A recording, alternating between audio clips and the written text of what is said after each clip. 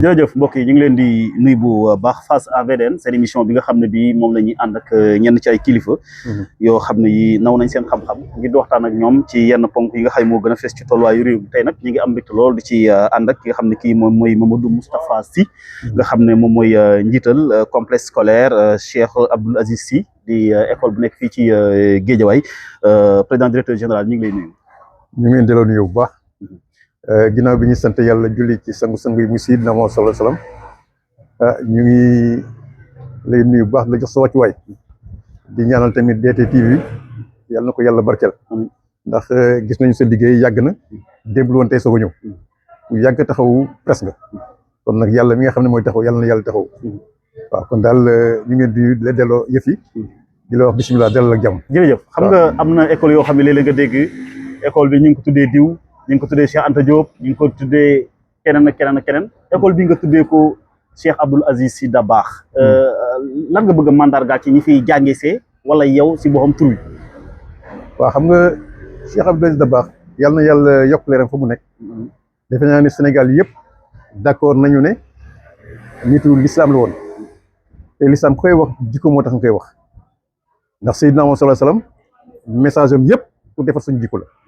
te moom dafa doon roy Seydina Muhammad sallallahu alayhi wasallam ci fànn yëpp nag kon nag moom mënoo ko tudd te doo tudd l'islam mënoo tudd Cheikh Abdoul Aziz Dabakh te doo tudd jikko yi te jikko mooy li nga xam ne mooy li defar jullit et même doomu adama de manière générale et bu ñu ko tënkee c'est la discipline tout simplement léegi boo ñëwee ba ci Fatiha boo ne ihdina siratal mustaqim mais kooku ce n'est rien d'autre que la discipline yar ak teggin la.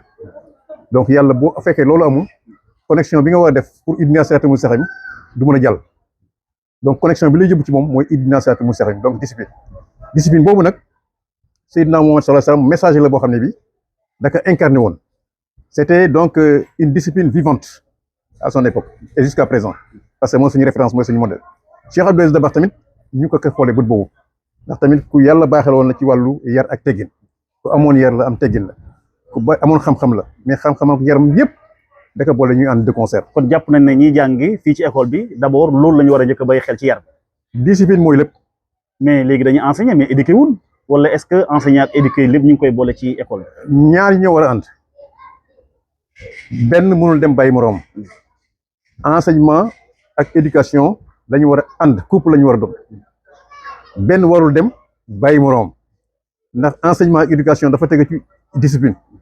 ci la war a tegu donc bii bu demee bëri day manqué donc bu ma nee enseignement ne discipline ni ñu war a àndee Diomaye ak Sonko tamit noonu la ñu war a àndee. loolu la ñu wax monsieur Sy en tout cas ñu ngi bëgg a def ay réformes yu am solo ci wàllu njàng mi. yar réforme ngay xaar dëgg-dëgg pour ñu am benn école vraiment purement sénégalaise bu fekkee mën naa nekk. waaw xam nga damay faral di wax ne plonger sur les racines de notre propre race. Bâtir sur notre propre fond, ce n'est pas retourner à l'état sauvage, c'est la culture même. Donc oui, pour l'ouverture, mais non pour la diminution culturelle. Il faut que nous apprenions à penser par nous-mêmes et pour nous-mêmes. Ñu xalaata sañu bopp di gëstul sañu bopp di am sañu xam-xam bopp loolu tant que defuñu ko day am toujours benn dépendance culturelle entre le Sénégal et la France. Et cette dépendance culturelle-là, dañu war a organiser une révolution culturelle pour que dépendance boobu mën a stopper ñu mën a demal suñu bopp nag jot na depuis indépendance ba léegi avant indépendance ba léegi depuis colonisation lay wax ba léegi ba après indépendance mais jusqu'à présent mënuñu réussir couper le cordon ombilical qui nous lie avec la France. Mais je me demande dañ ko war a couper pour yow. Non, quand je parle de couper, c'est retourner d'y penser par nous-mêmes et pour nous-mêmes. En acceptant l'ouverture, pas seulement avec la France, mais avec toutes les autres nations. Par rapport à la langue, par rapport au franc CFA, par rapport à la colonisation. Non, moi, quand je parle de culture, je parle de manière générale. Oui, mais quand on parlait de la France, quand même, oui. C'est la langue française qui est notre langue officielle. Li ñu njëkk xalaat mooy suñu franc CFA. Li ñu njëkk xalaat mooy suñu colonisation. France bi nga xam ne moo ñu colonisé. Est-ce que ça dañu war a. xam nga pourquoi vouloir couper. culture boo xam ne bii langue étrangère moo koy véhiculer kooku pour nga assimiler ko ni nga ko war a assimiler day doy waar culture dafa war a jóge ci ñun soxe ko ci ñun mooy li muy wax léegi plonger sur les racines de notre propre race et bâtir sur notre propre fond. C'est ce que nous devons faire. La tâche primordiale à laquelle le gouvernement doit s'attacher justement, moi, il def cette révolution culturelle-là. C'est important. On libère l'école. Parce que depuis l'indépendance jusqu'à présent, il y a la université. Les élèves qui sortent. Mais parce que c'est le système qui n'est pas un bon système, qui n'est pas efficace. Le système ne colle pas avec nos réalités socio-culturelles et économiques, le système éducatif. Donc il faut nous repenser. Un système où les élèves, vous parlez, mais quel coup qui n'est que des gens de Mais justement, par rapport à l'université Cheikh Anta Diop de Dakar, si vous en tant que parent d'élève, en tant que directeur école, les étudiants qui ont fait une bourse, ils ont fait un rappel pour 13 mois.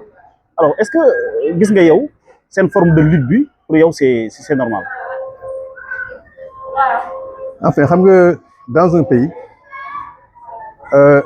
pour nous, il faut que nous bayyi gouvernement bi ci bopam li mu war gëna bayyi xel moy njàng mi c'est important santé topp ci bu ñu paree économie agriculture jéem a assurer autosuffisance alimentaire yooyu yëpp topp ci réformer également le système éducatif comme ni ma ko waxee léegi mais pourquoi cet enseignement général là préscolaire ba terminal l'enfant mënul def dara après le bac lan la mooy def ñaata année la tar est-ce que mënuñu woon penser par exemple à des types d'écoles yoo xam ne yi day nekk des centres de formation technique et d'insertion professionnelle comme ça même bu ñu paree élèves ci boppam mais entrepreneur lay doon moom mooy dem créer entreprise boppam mënuñu xaat foofu